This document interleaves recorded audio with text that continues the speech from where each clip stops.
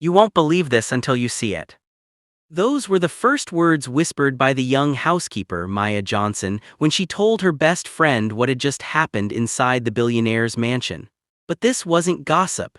It was the beginning of a story that would shock the quiet town of Greenwich, Connecticut, and eventually spread across the world.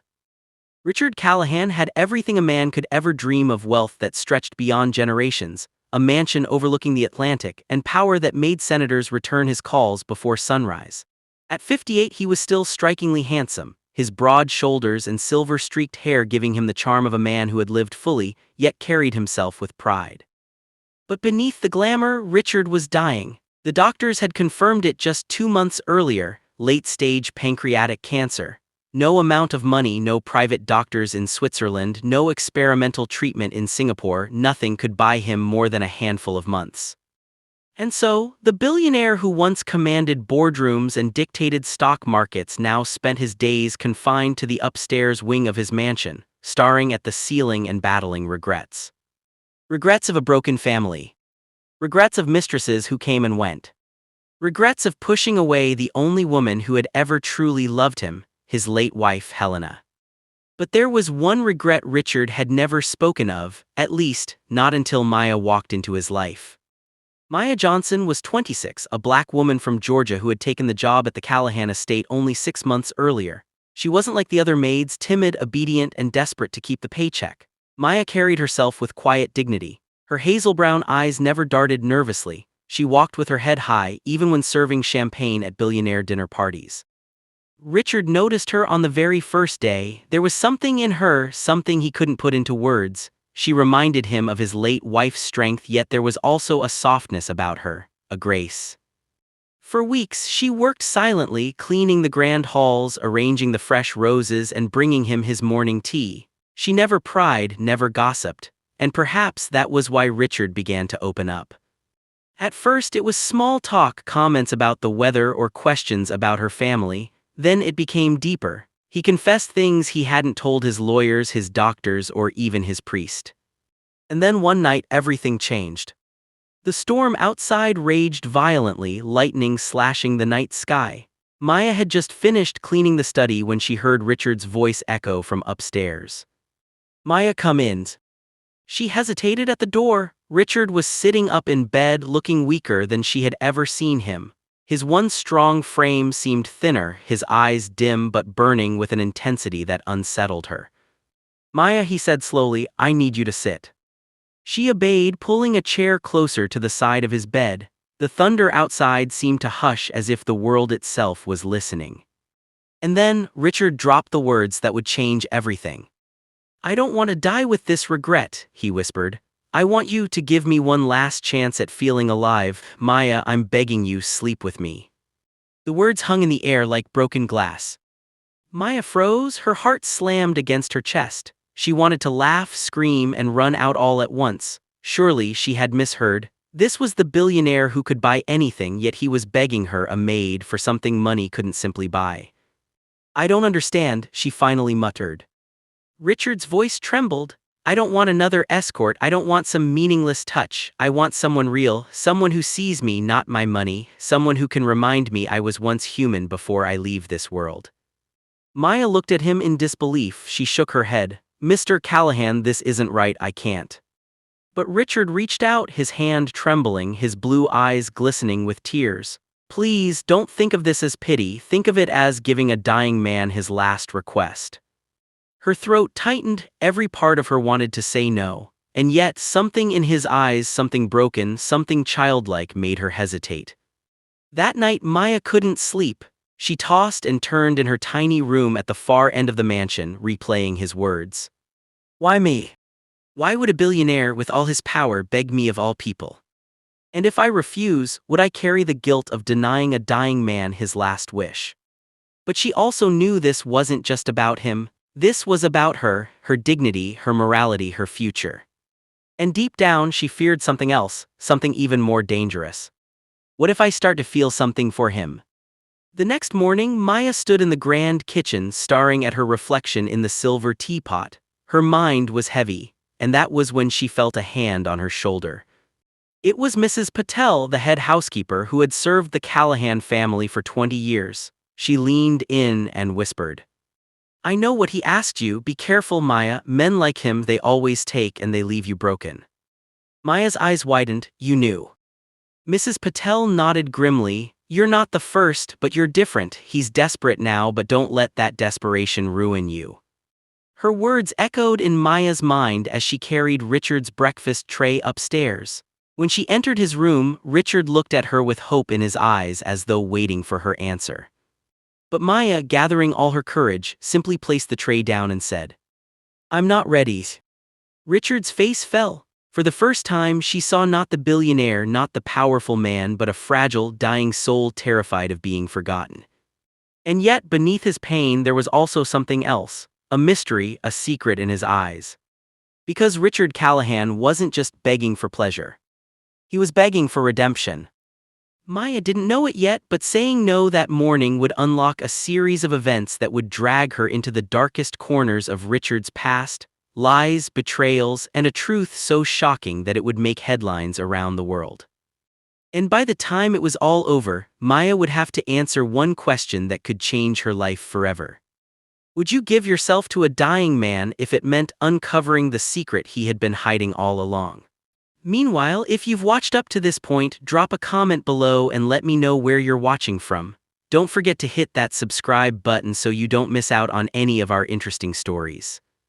The storm had passed, but in Richard Callahan's mansion, the real storm was only just beginning. Maya thought her refusal would end things, that Richard would move on, accept her decision, and live out his final months quietly. But instead, her no only seemed to deepen the fire in his eyes. Each day after, he became more restless, more desperate. Sometimes, when she walked past his room, she could hear him muttering to himself. Sometimes he would look at her as if he wanted to say something, but then stop. Maya wasn't sure what frightened her more, the dying billionaire's plea for her body, or the feeling that he was hiding something much darker. One evening, as the autumn sun dipped low over Greenwich, Richard called Maya into his study. He sat behind his oak desk, a glass of untouched whiskey by his side, staring at a photograph of his late wife. "Maya," he said quietly, "do you believe in forgiveness?" She blinked. "Yes, I do. Why?" He leaned back, his face pale and weary. "Because that's what I'm chasing, and I don't think I can die in peace until I earn it." Maya frowned, unsure where this was going. Richard exhaled deeply. "The reason I asked you that night, the reason I begged, wasn't just for the touch of a woman, it was because I needed more, I needed you." Her heart thumped in her chest. "Me? Why me?" His eyes glistened, but his voice dropped low. "Because you remind me of a secret I buried 27 years ago, a secret that destroyed the only good thing I ever had." That night, Richard revealed part of his truth. He had once been in love, not just with Helena, his late wife, but with another woman before her, a black woman named Angela Brooks. They met when Richard was only 31, a rising star in Wall Street, hungry for wealth but still capable of love. Angela was everything he wasn't, soft-spoken yet firm, deeply spiritual, unshaken by wealth. Richard fell for her hard, but his father, a ruthless tycoon who believed in keeping bloodlines pure, threatened to disinherit him if he continued the relationship. Richard, cowardly and ambitious, chose wealth over love. He abandoned Angela. But it wasn't just leaving her, Richard confessed, his voice breaking. "She was pregnant, Maya, she was carrying my child, and I walked away." Maya gasped, her hand flying to her mouth. You have a child out there." Richard nodded. "Or at least I did. I don't know what became of them. I never searched. I drowned myself in money, in power, in women. And when I married Helena, I told myself it was all behind me, but it never was, not for a single day." His voice cracked. "When I saw you, Maya, it was like seeing Angela again. You have her eyes, her grace, her strength. That night when I begged you, it wasn't lust alone. It was my twisted, broken way of trying to feel what I lost, to feel alive again before death takes me." Maya sat frozen, her stomach churning. This wasn't just a dying man's plea. This was something bigger, something that tied her inexplicably to a past she had never known. The following days were heavy with silence. Maya avoided Richard as much as she could, but the truth he confessed gnawed at her. She kept replaying his words. She was pregnant, Maya. You remind me of hers. Why did that feel so personal? Why did it cut so deep? One evening, unable to bear it, Maya called her mother back in Georgia. The call was brief, but when Maya casually mentioned the name Angela Brooks, her mother's voice faltered. Where did you hear that name? Maya froze. Why do you know her? There was silence on the line, then her mother whispered, Maya, Angela was your grandmother. The room spun. Maya dropped the phone. Her breath came in sharp gasps as the truth slammed into her like a tidal wave. Richard Callahan hadn't just loved a woman who looked like her, he had loved her bloodline. And if his story was true, Maya might be closer to him than she ever imagined. The next morning, Maya entered his room, trembling. Richard looked up, his face weak, expecting another rejection, but instead Maya whispered, I need to know the truth, about Angela, about the child. Richard's eyes widened. Why? Her voice cracked, because Angela was my grandmother. For a moment the room was silent, so silent that Maya could hear the faint ticking of the antique clock on the wall.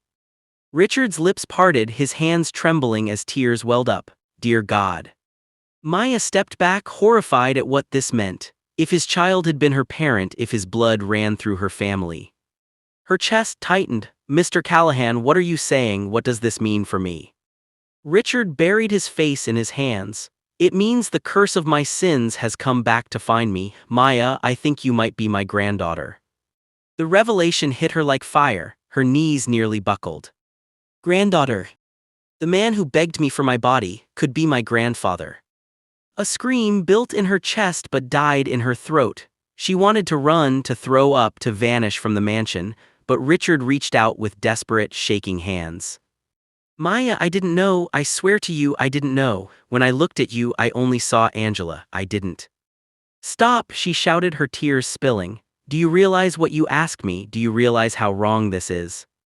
Richard collapsed back into his pillows, sobbing. I am a monster, but you are my only chance at forgiveness. Please, Maya, help me find them. Help me find the child I abandoned. If it's true, if you are that bloodline, then maybe I can die with some peace.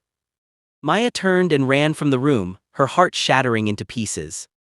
That night as she lay awake, questions consumed her. Was he telling the truth? Could her mother be the abandoned child?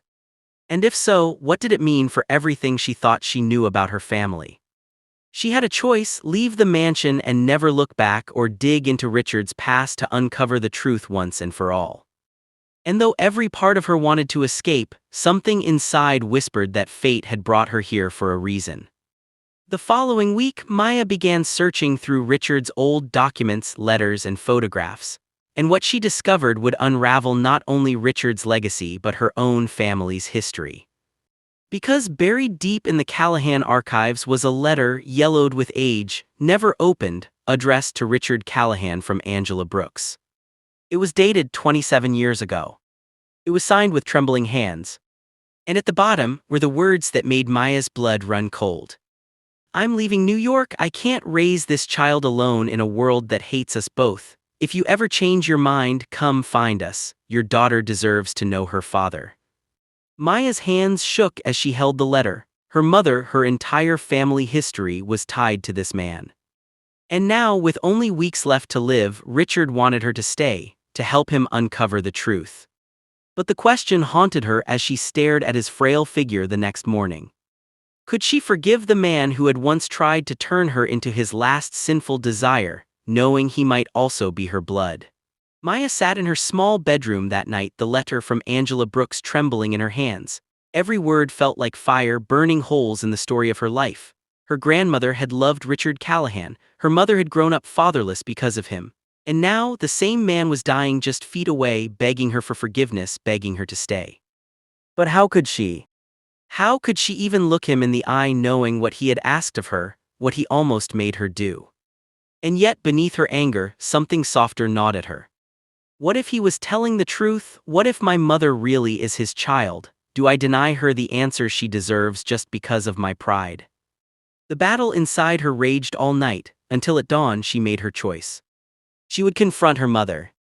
The call was long and heavy. At first her mother resisted, denying any connection to Richard Callahan, but when Maya mentioned the letter there was silence. Then, through quiet sobs, her mother confessed. Yes, it's true, he is my father. I never wanted you to know. He abandoned us before I was born. My mother raised me alone. I swore I would never forgive him, and I thought keeping it from you was the only way to protect you. Maya felt her chest tighten. But Mama, he's dying, he's asking for forgiveness, what do I do? Her mother's voice cracked. I don't know, Maya, I can't face him. I've lived my whole life without him. If you choose to help him, do it for yourself, but don't you dare let him break you.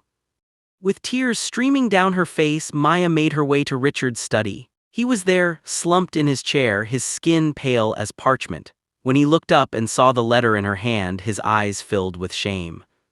You found it, he whispered. Maya's voice trembled. She's my mother, you abandoned her, and now you want me to help you sleep peacefully. Do you even realize the pain you caused? Richard broke down, sobbing openly. Every day since I left Angela, I've lived in hell. Money couldn't erase it, power couldn't erase it, and now death is at my door, and the only thing I want is forgiveness, not just from you, Maya, but from the daughter I never held. His body shook violently. He gripped Maya's hands with what little strength he had left. Please, help me see her before I die. Maya stared at him, torn between disgust and pity. He was a monster in many ways, but he was also a broken man at the end of his rope. And despite herself, something inside whispered that denying him this last wish would only poison her heart forever. The next day, Maya convinced her mother to come. It wasn't easy, her mother resisted until the very last moment. But when she finally walked into that mansion and saw Richard's fragile body, something shifted. He looked up, his eyes widening, and for the first time in decades, Richard Callahan whispered the words he should have said long ago. Forgive me. Her mother's lips trembled. She wanted to scream at him, curse him, spit on him for the years of pain, but instead she broke down and cried. She cried for the father she never had, the family she never knew, and the years stolen from her. Richard, weak as he was, reached out and pulled her hand to his chest. I was a coward, but you are the proof that I once loved someone truly. Please, let me die knowing you forgive me. For a long time, silence filled the room. Then, through her tears, Maya's mother whispered, I don't forgive what you did, but I forgive you as a man. Rest now. Hours later, Richard passed away. His final breath left not in silence but with a faint smile, the first true smile anyone had seen on his face in years. Maya held his hand until it grew cold, and when it was over, she and her mother left the mansion, the weight of a complicated forgiveness heavy on their hearts. Weeks later, the Callahan estate lawyers revealed Richard's final will. To the shock of the world, he left half of his fortune, not to his business partners, not to charities, but to Maya and her mother. The media exploded, headlines blared. Billionaire leaves fortune to secret black family. But for Maya, it wasn't about the money. It was about the lesson Richard left behind. That no amount of wealth can buy redemption. That no mansion, no bank account, no power can heal a broken family. Only forgiveness, painful, raw, and imperfect, can do that. Maya now lives quietly in Georgia, helping her mother rebuild their lives. She never forgot Richard's last words, and she never let herself forget the lesson his sins taught her. Now let me ask you, if you were in Maya's shoes, would you have stayed and forgiven Richard, or walked away and let him die with his regrets? Drop your answer in the comments below, and don't forget to subscribe to the channel for more emotional and powerful stories like this one.